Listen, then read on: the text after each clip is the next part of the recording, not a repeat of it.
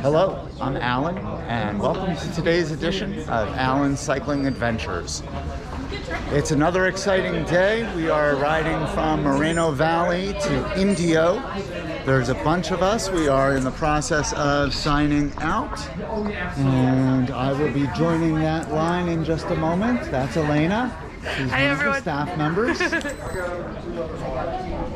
Anyway, I'll tell you more on the voiceover, but if you enjoyed today's video, be sure to give it a thumbs up. Click the subscribe button to subscribe to my channel. And if you have any questions, comments, suggestions, or ideas for future editions of Alan's Cycling Adventures, be sure to leave them in the comments below. Well, without further ado, let's ride. Okay, so the basic structure of today's route, we left Moreno Valley, had a fairly short ride to the first, well, it wasn't called a sag stop because it wasn't a full sag. They called it a rag stop, and it stood for rest and go as opposed to support and gear. The difference being it was just an opportunity to get off the bike for a little bit, use the bathroom, refill your water if you need to, grab some gels, grab some bars, and continue on up the road. That was at about 15 miles in. The reason why they had that was because there was one major climb on this ride, and it was a very major climb. In fact, it was the biggest climb I've ever done, according to Strava. It had an elevation gain in this climb alone of 1,120 feet, and it was pretty much 5 miles of solid climbing. It had some undulations to it, so you did get a little bit of a break here and there, but there were some crazy steep sections, and there were some sections that were just steadily going up. So it was certainly a challenge. Anyway, the rag stop was at about 15 miles, and then the base of that climb was somewhere around 25 miles and went to about 30 miles, I believe. And then about 10 miles after that, I guess it was the first true sag stop. That sag stop was an unusual one in the sense that it was also a consolidation stop. The reason why it was a consolidation stop is part of our ride today took us through the Moreno Indian Reservation, and in order to go through the reservation, we all first of all had to sign releases. We had to be escorted through the reservation, and in order for us to have our escort, we had to all be together. So we had a sag stop just prior to the Indian Reservation, which we were at for quite a bit, and then we finally went through the Indian Reservation, and once we were past that, we were free to go on our own. The nice thing was, once that first major climb was done, it was pretty much mostly downhill from there. I will go over some statistics shortly. Anyway, just before Palm Springs was the second sag stop, and I'm going to pause for a moment.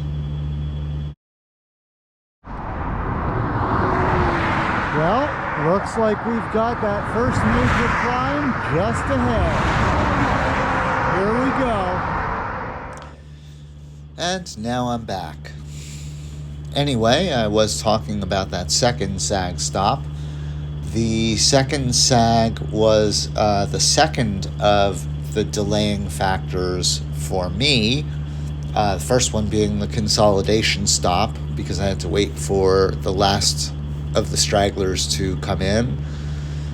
The second sag, I got there and I had, as I pulled in, my back tire was a little bit soft. So I thought, let me get the advice of one of the tour mechanics as to whether I should just pump it back up or if I should change the tube.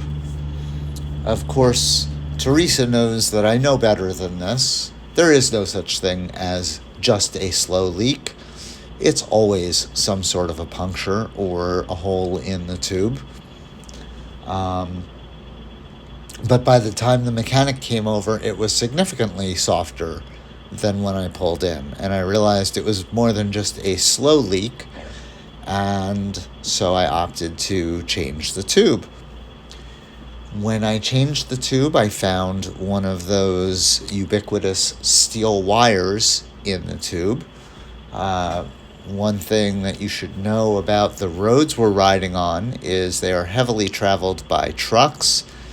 And especially in the desert, there isn't enough rain to wash any debris off of the road. So when these trucks have blowouts or problems with their tires, the tires shed wires, steel wires from the steel belts, and they end up on the shoulder, which was where we were riding for the most part. And so a number of us actually got flats today. Anyway, it was my first flat of the tour, only on the second riding day, and so I suspect it will not be the last. Perhaps by the end of this tour, I will be very good at changing tubes. Anyway, this ride was on Monday, May 6th. We departed at 7:40 a.m., and the weather at the start was clear and 47 degrees Fahrenheit with a feels-like temperature of 45 degrees Fahrenheit. The humidity was 77% at the start. It was considerably drier as we went through the desert. It also got considerably warmer as the day went on. As a matter of fact, I believe it was in the 90s by the time we got to Indio. I know I felt quite baked. A number of other people did as well. So, it got hot this afternoon. The wind was 3.2 miles per hour from the east-southeast. The wind did pick up over the course of the day. Unfortunately, it did remain out of the east, so we did have a headwind most of the way. The total length of this ride was 89.95 miles, and I did this at an average moving speed of 14.8 miles per hour, with a maximum speed of 29.7 miles per hour. I had a total moving time of 6 hours, 3 minutes, 45 seconds, and an elapsed time of 9 hours, 11 minutes, 39 seconds. My average heart rate was 118 beats per minute, and my maximum heart rate was 142 beats per minute. According to Garmin and Strava, I had a total calorie burn of 1,999 calories. My average cadence was 73, and my max cadence was 112. We had a total elevation gain on this ride, according to according to Strava's map data, of 2,064 feet, and according to Garmin's barometric data, 2,156 feet. There was one climb on the route, which had an elevation gain of 1,120 feet, and it was over just 5 miles. So it was a long climb, And I had a total of 24,412 pedal strokes. In terms of where this ride was, we started at Moreno Valley. By the way, the ride was entirely in California. We have not gotten to the first state line crossing. We won't for a couple more days. So we started in Moreno Valley. We went into Edgemont, Lakeview Hot Springs, Lakeview, Casa Loma, Gilman Hot Springs, Beaumont, Banning. Then we went through the Morongo Indian Reservation, Owl, Cabazon, Mons, Whitewater, Windy Cove, Old Las Palmas, Palm Springs, Baristo, Caliente Sands, Thousand Palms, Rancho Mirage, Palm Desert, and finally Indio. At one point on this ride, I actually saw a Roadrunner. Never seen one of those before, other than, of course, the Roadrunner cartoon. And that was kind of cool. They kind of look like the Roadrunner cartoon, only they're much smaller.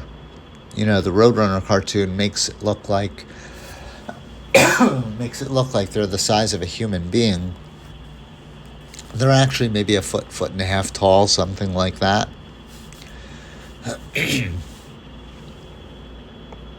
Anyway, I don't really have much else to add. Just as last time, or yesterday I should say, I did stop about 9-ish miles from the hotel to have a sandwich and pick up chocolate milk. And then I proceeded to the hotel. And that's all for now. So enjoy some music.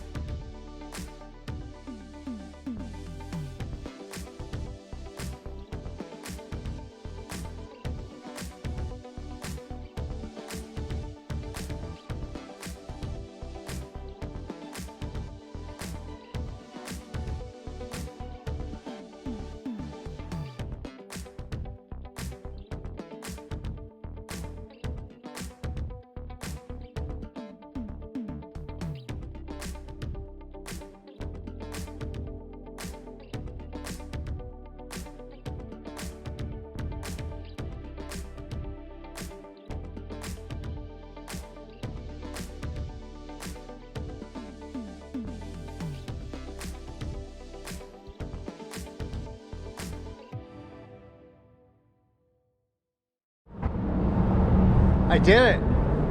That was day 3, the second riding day, and I am here in Indio.